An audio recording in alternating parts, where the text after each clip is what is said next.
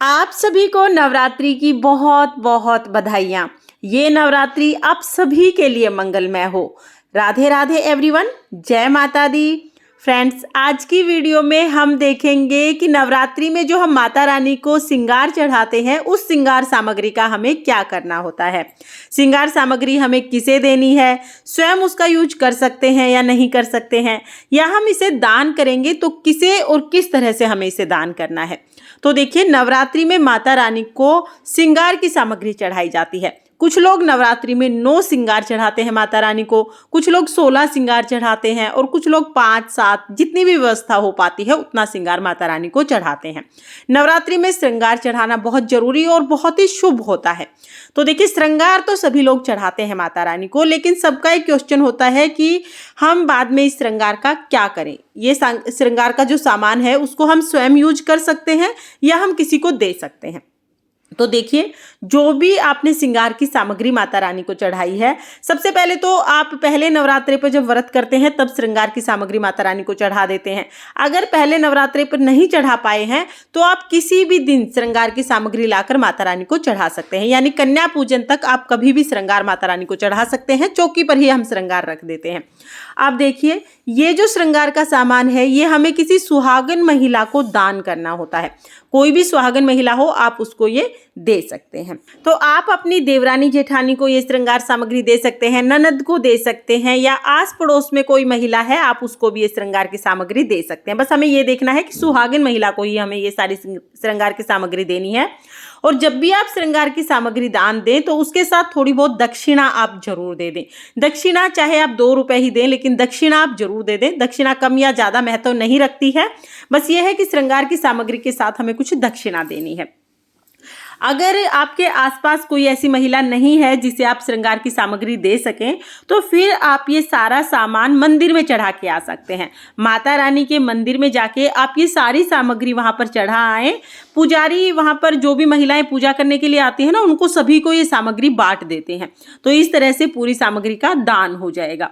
आप देखिए, जब भी आप माता रानी को श्रृंगार की सामग्री चढ़ाए ना, तो उनमें से 1-2 चीजें आप अपने लिए भी रख लें। जैसे चूड़ियां रख ली, बिंदी रख ली, या चूड़ियां और मेहंदी आप रख सकते हैं, या फिर आप चाहें तो आप सिंदूर रख सकते हैं। जो माता रानी को आपने सिंदूर चढ़ाया है और मेहंदी चढ़ाई है, यानी कि कोई भी 1-2 चीजें सुहाग की आप माता रानी के आशीर्वाद के रूप में अपने पास रख लीजिए और उसको आप यूज करिए, क्योंकि माता रानी का आशीर्वाद है तो बहुत ही शुभ माना जाता है। इसके अलावा बाकी सभी चीजें आपको दान कर देनी है। देखिए, 1-2 चीजें तो आप अपने पास रख ले, लेकिन ऐसा नहीं है कि सारा ही श्रृंगार का सामान आप अपने पास रख लें। ज्यादातर चीजें हमें दान करनी होती हैं, क्योंकि सुहाग दान करने से कहते हैं कि सुहाग बढ़ता है। और देखिए, माता रानी की पूजा के लिए जहां से आप कलश लेके आए हैं, जहां से आप मिट्टी का कुंडा लेके आए हैं, उस कुम्हारन को भी आप ये सभी सामग्री दान कर सकते हैं। या जहां से आप माता रानी के लिए फूल माला लेके आते हैं, नवरात्रि में जो मंदिर के सामने से हम लोग फूल माला लेके आते हैं, या जहां से भी आप माता रानी के लिए फूल लेके आते हैं, उस मालन को भी आप ये सारी सामग्री दे सकते हैं। देखिए, अगर आप इन लोगों को ये चीजें दान करते हैं तो आशीर्वाद के रूप में श्रृंगार का सामान पाकर ये लोग बहुत खुश होते हैं और सभी चीजों को यूज करते हैं। और देखिए, दान का महत्व तभी होता है जब आपकी दी हुई चीज सामने वाले के काम आए, जब सामने वाला उसे यूज करे। तो आप दान उसे दें जिसके लिए ये जरूरी है, यानी जिसके ये काम आए। तो आप किसी भी गरीब महिला को अगर ये देते हैं तो उसका सबसे ज्यादा पुण्य फल मिलता है। तो आप देखिए, आप अगर आपके घर में मेड आती है, अगर वो सुहागिन है, तो आप उसको भी दे सकते हैं। वो भी इन्हें यूज करती हैं और उन्हें बहुत अच्छा लगता है। तो ये सारी चीजें आप इन सभी महिलाओं को दान कर सकते हैं। और आप चाहें तो इनमें से 4-5 चीजें आप किसी एक महिला को दे दें, 4-5 चीजें किसी दूसरी महिला को दे दें, मतलब इन्हें बांट भी सकते हैं आप। लेकिन आपको जब भी आप किसी महिला को ये देंगे, साथ में आपको दक्षिणा जरूर देनी होगी। तो दक्षिणा के साथ ही हमें इन चीजों का दान करना होता है।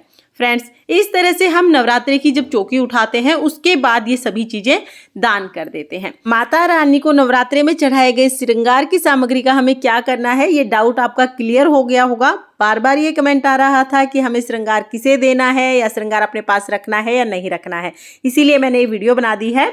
आई थिंक आपके सभी डाउट्स क्लियर हो गए होंगे, लेकिन फिर भी अगर आपको कोई डाउट है तो आप कमेंट करके पूछ सकते हैं। और अगर ये वीडियो आपको पसंद आई हो, वीडियो अगर आपके लिए थोड़ी बहुत भी यूजफुल हो, तो प्लीज वीडियो को लाइक कर देना। और हम महिलाएं घर में तीज त्योहार कैसे मनाते हैं ये देखने के लिए मेरे चैनल को सब्सक्राइब कर लेना। माँ भगवती की कृपा आप सभी पर बनी रहे। फिर मिलते हैं किसी और वीडियो के साथ, तब तक के लिए जय माता दी, राधे राधे।